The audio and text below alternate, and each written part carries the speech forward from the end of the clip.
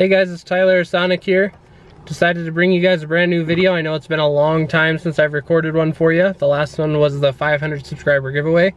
We're actually at 640 subscribers right now. Thank you guys for the continued support, and to all of the new Sonic Squad members that have recently joined the crew. Appreciate you guys. I've gotten a lot of questions about this. I've asked friends, acquaintances, other people in the car community as well. Do you guys use a dash cam in your car? For the longest time, I did not. I always thought that I would want to buy one. I just never really knew what the purpose was, why it would benefit me. I've got to say though, after purchasing one of the greatest things you could ever have. There's so many benefits to having a dash cam, and more of just kind of like a peace of mind that you guys don't have to worry about certain things when you have a dash cam. You've got everything that's recorded. It's constantly on video. You don't have to worry about hitting play. You don't have to worry about if you were able to have a witness if there's an accident or you're pulled over for something you weren't doing. I mean, there's so many different benefits that I can think of that we're gonna talk about in today's video. So I'm gonna show you guys right now, actually the one that I purchased. So the one that I purchased was the Wheel Witness HD Pro. Show you guys that right here. So this is the dash cam that I decided to buy. This was on Amazon. I spent $100. I got it on sale. They were running, I believe it was a 10 or 20% off, something like that. I believe it would have been 20% off. I just looked before shooting this video. As of today, it's $125. I spent $100 on it when I got it on sale. And I bought mine, I think 4 or 5 months ago. And I've actually spoken to the people at Wheel Witness, and they do put their stuff on sale a lot, so you just have to kind of look for deals if you're looking to save a little bit of money on them. But Amazon's the best place to get them. It did have Prime, so it did come with free 2-day shipping for me since I do Amazon Prime. I had never done a dash cam before. Anyone who's had a dash cam, I'm sure it's probably second nature and it's the same thing. But it was a lot different to me than something like a GoPro or like the camera that I'm filming on, my Canon G7X. It was a lot different in the menu system and things like that, so it was a little bit of a learning curve for me, I'm not gonna lie. That was a slightly negative just because the camera's so small and the buttons are so small, it's not really obvious if you've never had one before. But once I read the instructions, it was very, very simple to work. So some of the features on the box, it can actually do a little bit higher quality than 1080 by 30 frames per second. There's a few different settings that are a little bit higher than that I believe come out to what they call 2K Ultra HD or 2K HD. So it's not quite 4K, it's a little bit better than 1080, but not, you know, it's right in the middle, not quite 4K. But very good quality. When I watch the playbacks, it looks really good. It's very clean. You can see license plates if you need to. So very good stuff. Another thing that this dash cam has is wide dynamic range. That makes it so it can actually film during the day and film at night. Surprisingly, at night, it actually looks really good. The LCD screen is a 3-inch screen. So depending on where you have it mounted, mine's directly below my mirror, my rear view mirror. And so it hangs down low enough where I can actually still see the screen while I'm driving if I need to. One of the best things about the dash cam is it does 170-degree extra wide angles. So if you have it like I have it, where it's mounted directly in the center of your windshield, it can get everything that you see through the front windshield.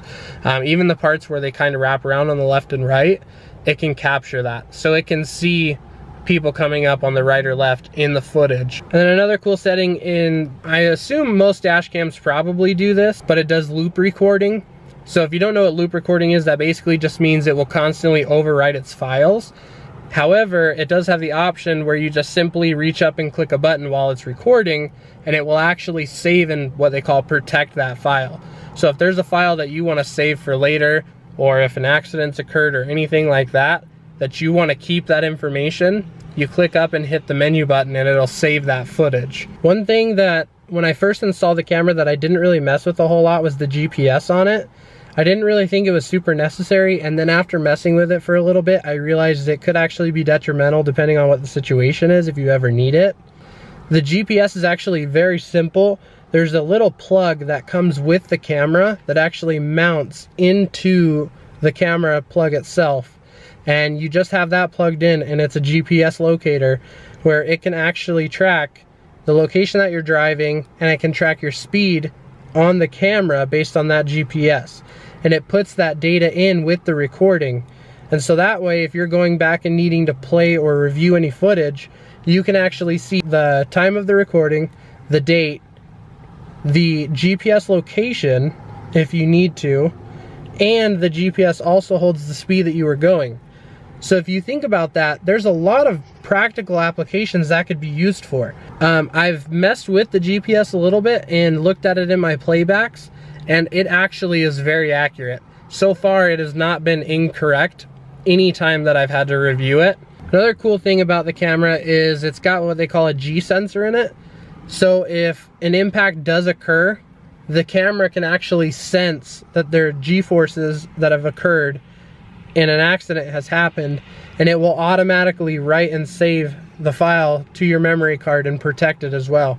You don't even have to worry about reaching up and hitting the button. It will do it automatically based on that G sensor, as long as you have that setting turned on, which out of the box, mine did come with it turned on. So I recommend checking the settings out of the box just to make sure everything is what you want it to be. But it definitely did have that set up when I first started with the camera, and I've made sure that it does stay on. All right, now I want to jump to some of the things that I dislike about the dash cam. But the first thing, and I kind of mentioned it earlier in the video, is you really do need to read the instructions on this if you haven't ever messed with a dash cam before.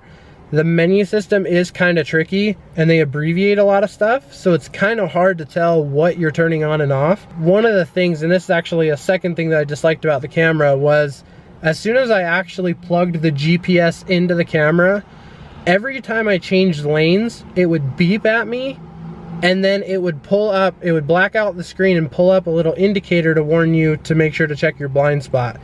And it wasn't doing it if like a car was near you or anything like that. It would do it every single time it detected you changing lanes. If I was on the freeway, it would go off 4 and 5 times every couple of minutes just from changing lanes. So I found that there is actually a setting, when you have the GPS plugged in, it comes already set. I recommend turning it off. I mean, you should always check your blind spots. That's obvious. You shouldn't be driving a car if you don't know or remember to do that. So this kind of leads to the last part of the video, why I think that everybody should have a dash cam. The more that I researched into it, the more that I found out that these have actually been used in so many practical scenarios. I actually myself work for an insurance company, and I can only imagine that if there was a dispute on a claim and a customer presented, or a policyholder presented us footage of the accident to show proof if something was input incorrectly or told incorrectly, I could only imagine how easy it would be to look at that evidence and overturn a bad decision or a wrong decision. As well as trying to fight a ticket in court. If you have GPS on, the speed may not be perfect on the GPS, but it should be fairly accurate, and you may be able to fight a ticket if a cop pulls you over and says you were speeding more than you were, or says you were speeding and you weren't. And that's also the other thing, is I have peace of mind that every single time something stupid happens in front of me or around me while I'm driving on the freeway in town, I know that that camera's always going. So if something does happen and it's something that camera can catch moving forward, I've got proof of what happened. For $100, the amount of money you could potentially save from a ticket or an accident could be absolutely huge. So I definitely think everybody should have one. If you don't have one now, I definitely recommend buying one, maybe, you know, on the holidays when they're cheaper, Black Friday sales, whenever, or just go out and buy one now if you're not worried about sales price. All right, now I'm gonna show you guys how I have mine set up. Now, most people are probably gonna take the time to hardwire this and kind of tuck the cord behind their dash, or, you know, behind all their center console and everything. I like to have mine very easy to where I can plug, I do what we call plug and play, where I can just plug the USB in, and if I need to take it out, I just unplug it and slide the camera out or slide the SD card out, and it's very easy to get to the footage if I need it. So I'll show you guys right now kind of how I have my setup, and I'll go ahead and turn the car on so you can see what it looks like while it's recording.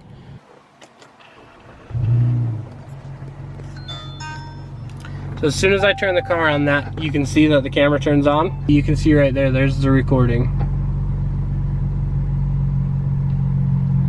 Now it's really, really small, but when you blow up the video, you can see, if you see that white lettering right in the bottom right corner, that's actually your date, your time, your speed, your GPS, all that information is held right there. So you guys can always see that when you're watching the recording. So I'll show you guys that again. And then this is where I have it plugged. So right now I have it on a sticky, like almost like a GoPro mount, and it slides into it. You can also suction cup them if you want. It does come with several different mounts. There's like 2 or 3 different mounts that come with it already in the $125 one. Here, I'm not sure if you guys are gonna be able to see this. I'll try to get up there, but if you see that little plug right there coming from the side, this guy right here, that's the GPS that plugs into the camera mount right there. And then this USB just plugs right into the camera here. And the cool thing is this does swivel, so if you want to move it, very easy. I try to keep it as centered as possible. And then I just have the cord running down in the 200 just right here, and I've got a little outlet right there. Thank you guys so much for watching the video today. I appreciate it. Make sure you guys go out and get yourselves a dash cam. Definitely a really smart move to do. Pretty inexpensive for something that could save you a lot of money, or you could have a lot of fun with. It's got a lot of purposes. So thanks again for watching, guys. Remember to subscribe to the channel if you guys are new. I truly appreciate you guys that have already subscribed, and any of you new subscribers that come in. Make sure to drop a like on the video if you enjoyed, and I'm out.